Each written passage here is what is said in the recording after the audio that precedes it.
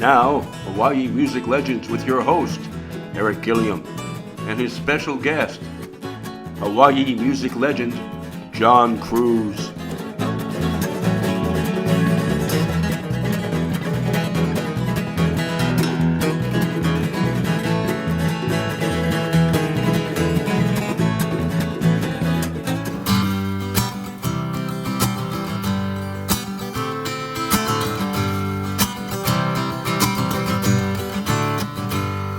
There was nobody busted, nobody dead. Nobody went down for what somebody else said. Ain't nobody know what nobody did. It is what it is, what it is. There was nobody busted, nobody dead. Nobody went down for what somebody else said. Ain't nobody know what nobody did. And it is what it is, what it is. I used to be white, I used to be rich. Still they caught me down in Chinatown, scratching my itch. Now I'm up in the valley and I'm doing a stretch. It is what it is, what it is. It ain't alright, it ain't no wrong. It just is what it is, what it is. Yeah.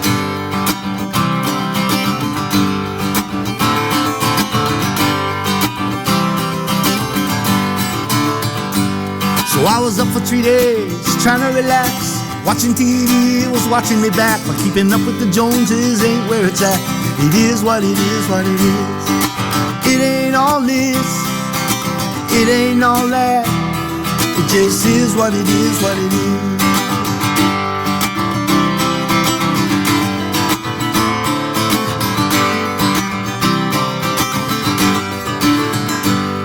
Said it ain't alright, it ain't all wrong.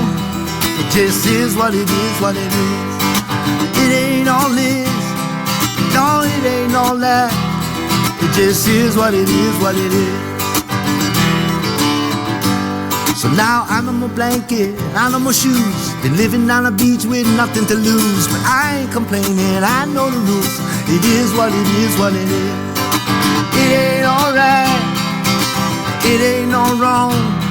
It just is what it is, what it is. And it ain't all this, and it ain't all that. It just is what it is, what it is. I said it is what it is, what it is. So there was nobody busted, nobody dead. Nobody went down for what somebody else said. Ain't nobody know what nobody did. It is what it is, what it is. It is what it is, what it is. I said it is what it is, what it is. Cousin John Cruz. How you, my brother?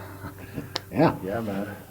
Welcome to the show. great to be here. So what was your trajectory in terms of leaving Palolo and going to the Big Apple? Well, graduated high school. I got into a program to go to school at UH Mānoa. What were you studying? At first, I was studying political science. Huh? Yeah, political Wow. science. I was really active in school. I was in the student senate. I was living in the dorm. I was an RA in the dorms, and I was like Mr. Joe College boy.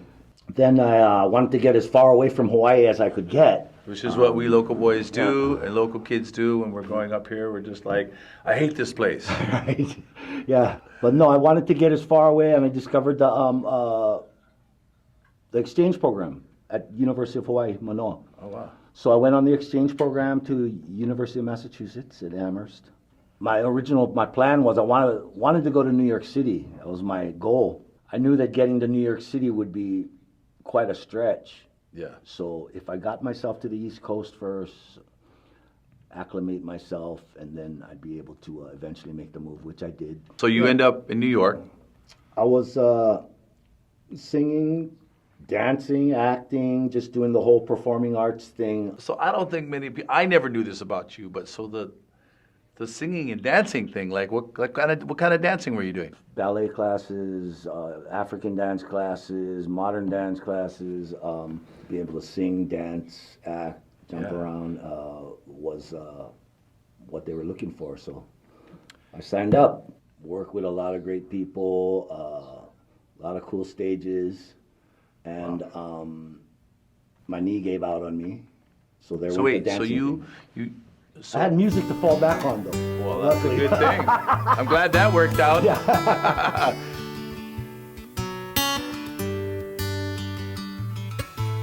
I ain't getting very far, hanging out in bars, sleeping in most of the day.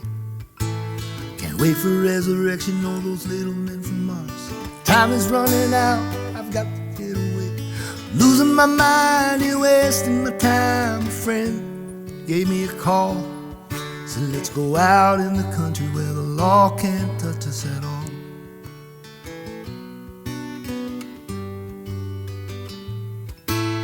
Stevie got pulled over for driving down the road. He landed his ass in jail. They took him downtown just for being brown. My baby's like $25 for bail. Then Johnny said, oh, I know a place we can go. At night you hear the wild thing call. Way out in the country where the law can't touch us at all. Way out in the country where the law can't touch us. Darling Sarah, don't you worry for me. I've gotta get out. I'm fighting for my salad. The way I'm headed, I might end up in jail. Come on with me, honey. We don't need no money. Way out in the country where the law can't touch us at all.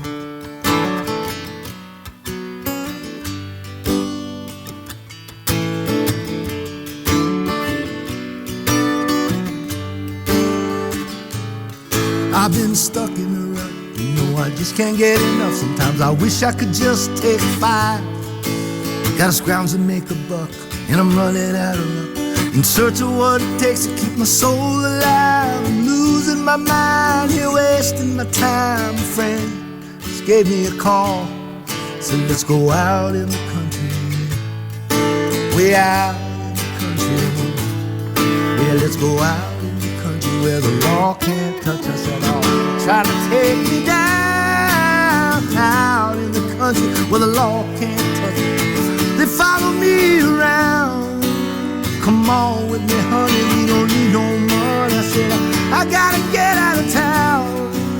Out in the, say, hey, hey, way out in, let's go out in the country, out in the country where the law can't touch us at all. Okay, so now you're in New York, you're singing, you're dancing, So you you're wanna doing be a anything, star. you blow your knee out. Had you been doing a lot of songwriting up to that point already? At that point, yeah, I'd already been doing some songwriting. The thing that I realized when I went up to the East Coast, you know, I knew I played music. It's the first thing I do when I got up there in college. You know, I start looking for gigs. I got a few solo gigs. I've always done solo gigs, playing covers. You know, playing everybody else's favorite songs. And I met a bunch of musicians who were all about just playing their own stuff. I was forced to write material because I got in a band with these guys and it was like, well, what are we going to play? So I ended up figuring out the songwriting craft and being, you know, and getting more focused in on it. I was also doing my solo stuff, which was singer-songwriter stuff. Yeah. A lot of coffee shops, coffee houses and stuff on the East Coast. Where you get up and play for a half an hour, play your own songs. You know, everybody wants to hear your own songs. Playing by yourself with a guitar, you get up on stage, there's nothing to hide behind, there's no groove, there's no awesome drum sound, guitar player.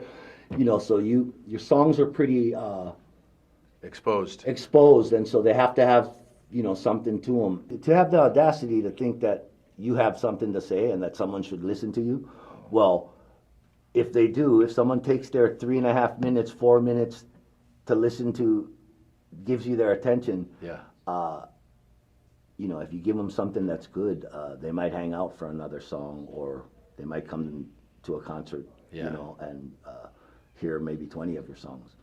You know, life is short, you know what I mean? To expect someone to sit there and listen to your songs for a while, be nice to reward them, because if not, they'll start talking and they'll leave, and so on and so forth. I just wanted to find my voice, you know, because if you want to write music and sing music, you know, there are writers who just write, they don't perform, they write for other people. But if you want to be a singer-songwriter and write and perform your own music, you have to have something to offer, in my opinion. Yeah. And you need to find that, what it is that you do have to offer. So A lot of times you'll get little pieces that are brilliant. Yeah. You go, oh my God, there's a beautiful song in there somewhere. Yeah, and then sometimes you'll take that song and you'll try to work it, and you'll take it some other place. Yeah. And you work it sucks. Yeah, and then it'll suck, and then or you'll show it to somebody else, and they'll like jump on, and they'll go into this direction, or that's where the work comes in. That's where the songwriting, the craft of writing a song, where you can. I got this song, "Missing You." Yeah. That song actually was a difference. It was a totally different. I've been writing the song. It was a different vibe, different groove. And it was different, but I knew there was a good song in there. And then one day I'm driving down the street and just looked at it took a different approach to it. And the thing basically, I heard the whole song all the way through, the lyrics and everything, like the new way where it was. And I was like, oh my God, I was like, I gotta pull over. And you know what I mean? Pull over, I got to a payphone, I called my answering machine and I sang it to my answering machine so I wouldn't lose it. The origin of Island Styles in this story. So finish telling that story. So my brother Ernie, Yep. who we played with each other over the years and whatnot, and he was in this band, Kyle Crater Boys. He's keeping me informed about how wow, they put out an album, it's doing pretty good, and this and that. Yeah. So Ernie used to send me cassettes of all the latest bands that were coming out in Hawaii. And then one time he says, hey man, I got this new project we're working on. It's like kind of cool working with these two guys who, we've been doing this stuff. And he called it Hawaiian techno slack.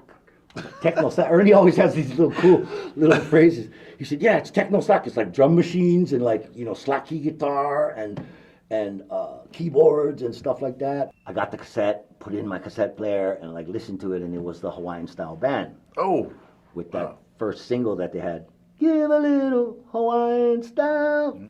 The production qualities were just straight up pop.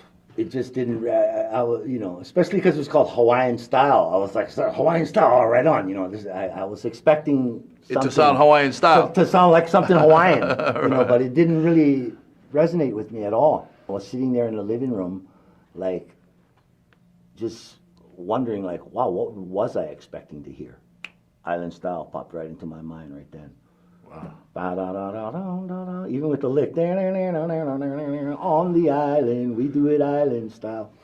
And I came up with that chorus and the first verse, Mama's in the kitchen, just kind of came out. Mama's in the kitchen. Because I was thinking, what to me is Hawaiian? Mama's in the kitchen cooking dinner, just whatever, just anything that made me feel like home. That song came out like fully, the vibe was there, had a verse and a chorus in there, and it was like, I knew it was good. Yeah. You know what I mean? When you're writing songs and they when they come out that fully formed, what a gift. On the island, we do it island style. From the mountain to the ocean, from the windward to the leeward side. On the island, we do it island style. From the mountain to the ocean, from the windward to the leeward side. Mama in the kitchen cooking dinner real nice. Beef stew on the stove, no miss salmon with ice. We eat and drink and we sing all day. Hanikapila in the old Hawaiian way. On the island, we do it island style. From the mountain to the ocean, from the windward to the leeward side. On the island, we do it island style. From the mountain to the ocean, from the windward to the leeward side. We go grandma's house on a weekend clean yard. If we no go, grandma gotta work hard. You know my grandma, she like to pour real song. I love my grandma every minute, every hour on the island, we do it island style. From the mountain to the ocean, from the windward to the leeward side. On the island, we do it island style. From the mountain to the ocean, from the windward to the leeward side.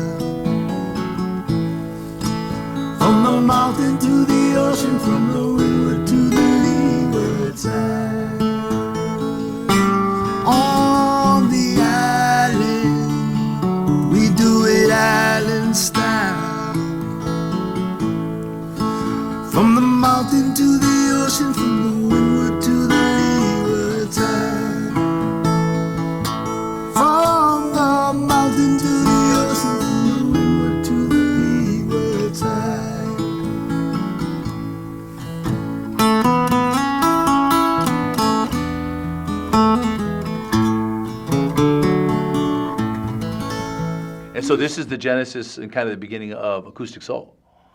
Yeah, yeah, exactly. Because I came back to Hawaii to record Ernie's album.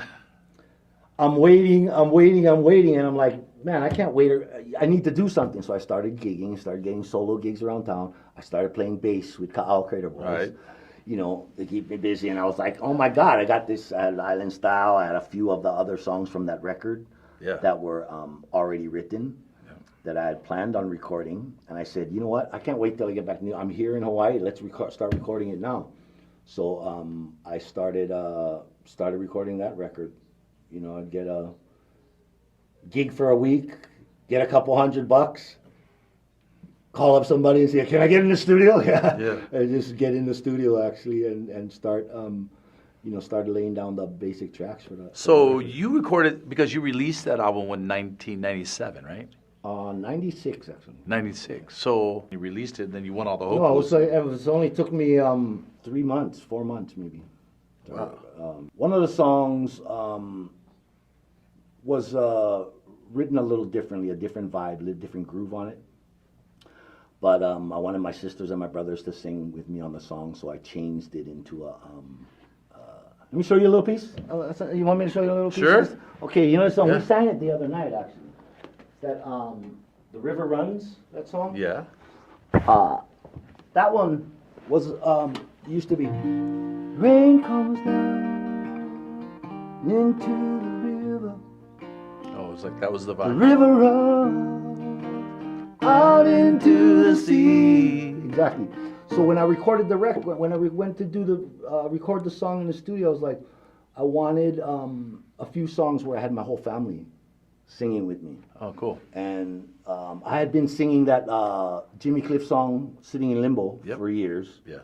And came up with an arrangement where I had all the background vocals. I got my sisters, my mom, my brothers, all to help sing background vocals. And that song, The River Runs, turned it into that, a more call and response type song.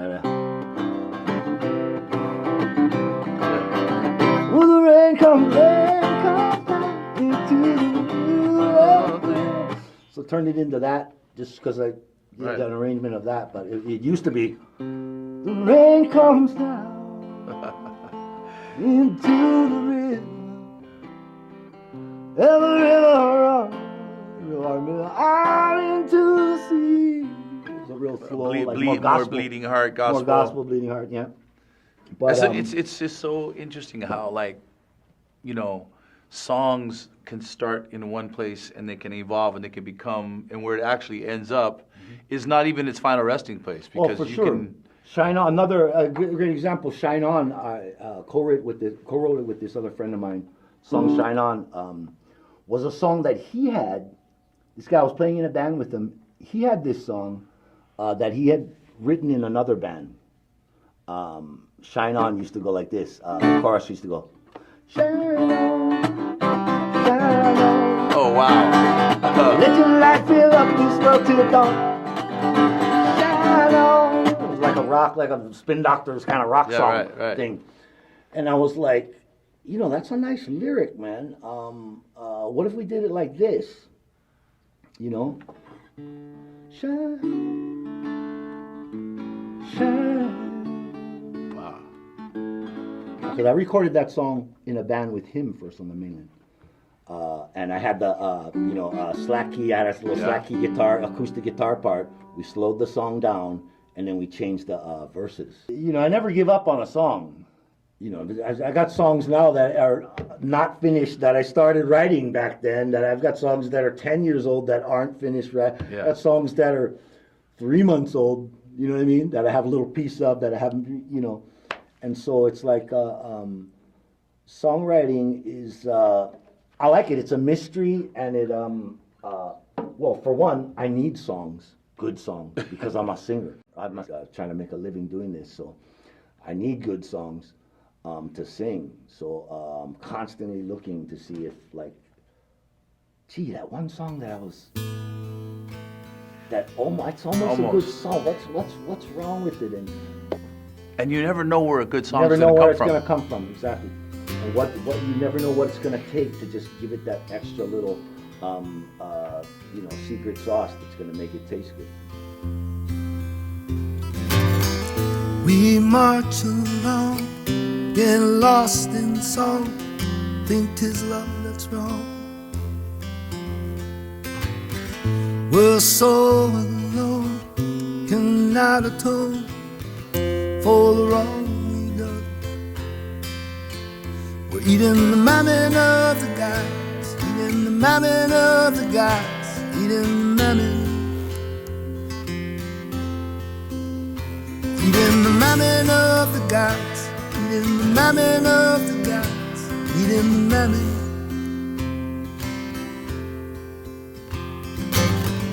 Oh, death unsung, we've not begun to light harm's way.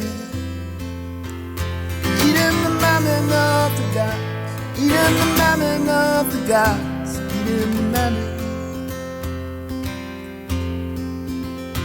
Eating the mammon of the gods, eating the mammon of the gods, eating the mammon.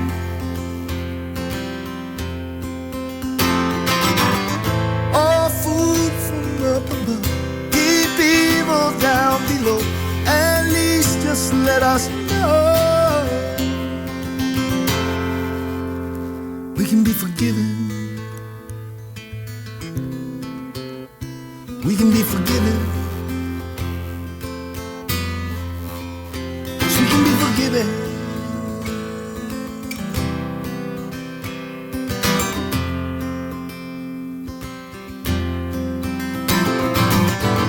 Our tortured past reveals at last we've not begun to see the sun. We're so alone, cannot atone for the wrongs we've done. Eating the mammon of the gods, eating the mammon of the gods, eating the mammon. We're eating the mammon of the gods, eating the mammon of the gods, eating the mammon.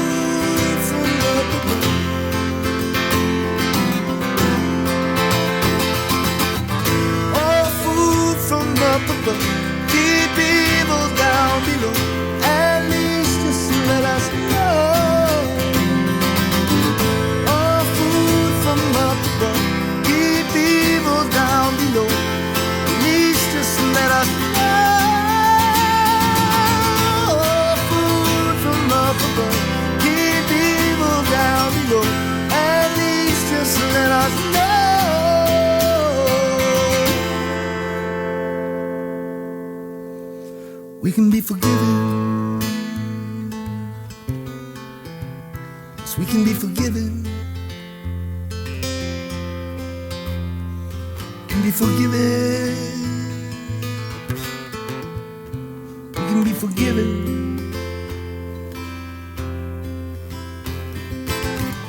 We march along, get lost in song, think 'tis love that's wrong.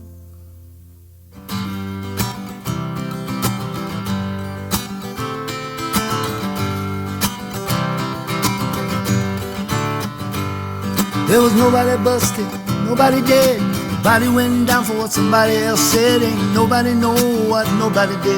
It is what it is, what it is.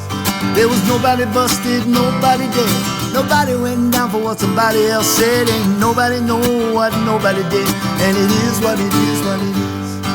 I used to be white, I used to be rich, till they caught me down in Chinatown scratching my itch. Now I'm up in the valley and I'm doing a stretch. It is what it is, what it is. It ain't alright, it ain't no wrong, it just is what it is.